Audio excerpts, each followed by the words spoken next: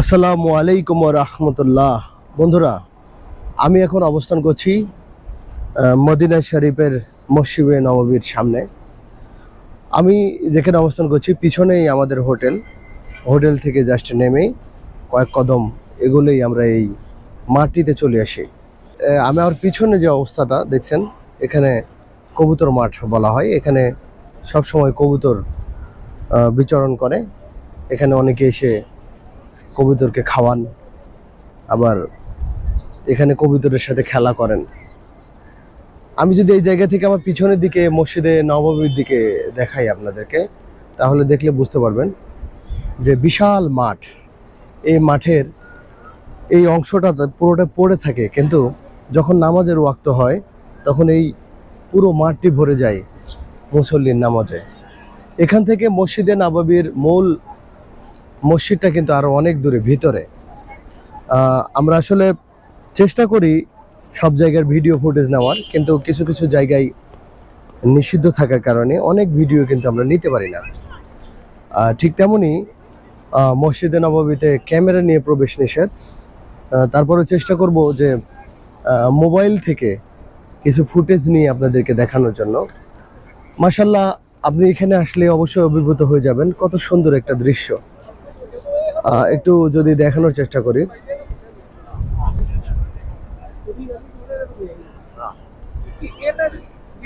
অসম্ভব সুন্দর একটি জায়গা। আমরা মক্কা নগরীতে ছিলাম। মক্কা নগরীতে দেখেছি সব সময় মানুষের, হেরাম শরীফের আশেপাশে সব সময় মানুষ থাকে, নামাজের ওয়াক্ত হলেও, এমনকি নামাজের ওয়াক্ত ছাড়াও সেখানে মানুষ থাকে। এই জায়গাটিতেও ঠিক সেরকম না হলেও নামাজের সময় এই জায়গাগুলো ভরে ওঠে মানুষের পদচারণায়, শব্দে। আর বাকি সময়গুলো অনেকটা নীরব।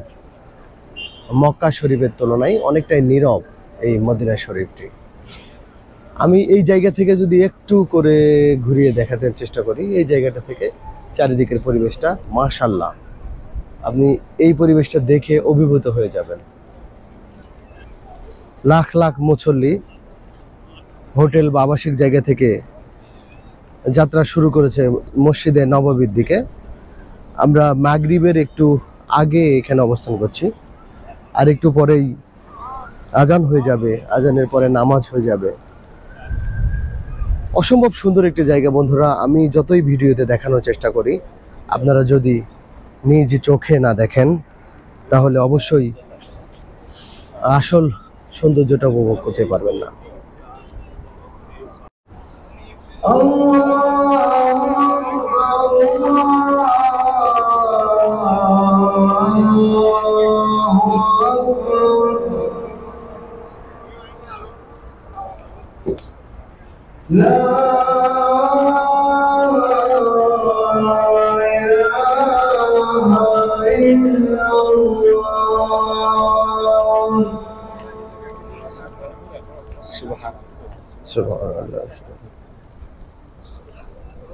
বন্ধুরা, মসজিদে নববীতে আজান হয়ে গেল। আমরা সবাই ধাবিত হচ্ছি মসজিদের দিকে।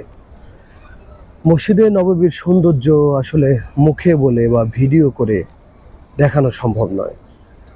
এই পাশে মহিলাদের জন্য নামাজের ব্যবস্থা রয়েছে, তার এপাশে রয়েছে পুরুষদের জন্য।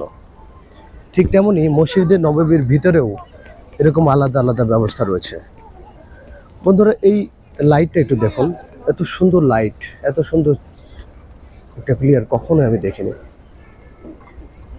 অনেক সুন্দরভাবে এটা ফুলের মতো করে চারিদিকে সাজানো। আর একটি সুন্দর জিনিসটা আমি দেখাতে চাই, এই যে মসজিদে নববীর যে জিনিসটা আকর্ষণীয়, ছাতাগুলো দেখুন। আমার ডান পাশের ছাতাগুলো ফোটানো আছে, আর বাম পাশের ছাতাগুলো এগুলো এখন বন্ধ করা আছে। এই ছাতাগুলো খুব ভোরে, অর্থাৎ হজরের নামাজের পর যখন রৌদ্র ওঠা শুরু করে, ঠিক তখনই এই ছাতাগুলো খুলে দেওয়া হয়।